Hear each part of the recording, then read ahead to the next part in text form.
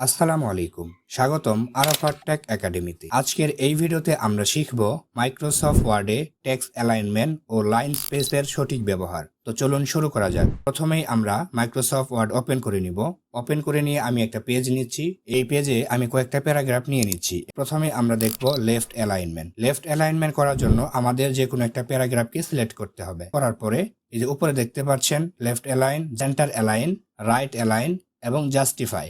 এখান থেকে আমরা লেফট অ্যালাইন ক্লিক করলেই আমাদের লেখাটি বাম পাশ থেকে শুরু হবে। দেখতেই পাচ্ছেন আমার লেখাটি বাম পাশ থেকে শুরু হয়ে ডান দিকে শেষ হয়েছে। এটা আপনি কিবোর্ড শর্টকাটের মাধ্যমেও করতে পারেন। কিবোর্ড শর্টকাটটি হলো Ctrl+L। 2 নম্বরে আমরা দেখব সেন্টার অ্যালাইন। সাধারণত উপরে হেডলাইনের জন্য ব্যবহৃত হয়। আমরা একটি প্যারাগ্রাফ সিলেক্ট করছি। সিলেক্ট করে সেন্টার অ্যালাইন ক্লিক করলে দেখুন আমার লেখাটি একেবারে মাঝখানে চলে এসেছে, মানে প্রত্যেকটা লাইন মাঝখান থেকে শুরু হয়েছে। এটা আপনি কিবোর্ড শর্টকাটের মাধ্যমেও করতে পারেন। এটার কিবোর্ড শর্টকাটটি হলো Ctrl+E। 3 নম্বরে আমরা দেখব রাইট অ্যালাইন। রাইট অ্যালাইনটি করার জন্য আমরা একইভাবে একটি প্যারাগ্রাফ সিলেক্ট করে নিচ্ছি। সিলেক্ট করার পরে এখানে দেখুন রাইট অ্যালাইন রয়েছে। এখানে যদি ক্লিক করি তাহলে আমাদের লেখাটি ডান দিক থেকে শুরু হবে, ডান দিক থেকে শুরু হয়ে বাম দিকে শেষ হবে। এটা হলো রাইট অ্যালাইন। এটার কিবোর্ড শর্টকাট হলো Ctrl+R। 4 নম্বরে আমরা দেখব জাস্টিফাই।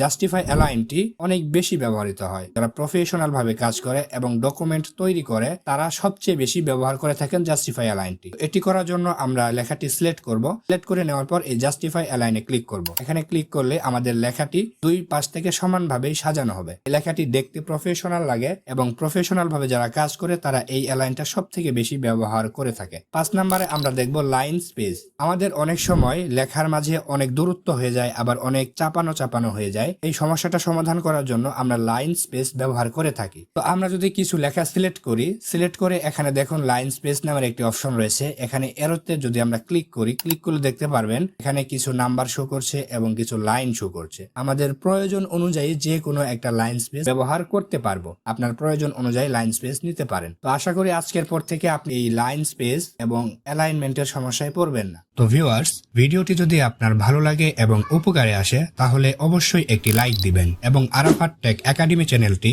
সাবস্ক্রাইব করে পাশে থাকা বেল আইকনটি ক্লিক করুন, যেন পরবর্তী ভিডিও সবার আগে আপনার কাছে পৌঁছে যায়। আপনার মূল্যবান মতামতটি কমেন্টে জানাতে পারেন, আমি অবশ্যই উত্তর দেওয়ার চেষ্টা করব। তো আজকের মতো এখানেই বিদায় নিচ্ছি। আল্লাহ হাফেজ।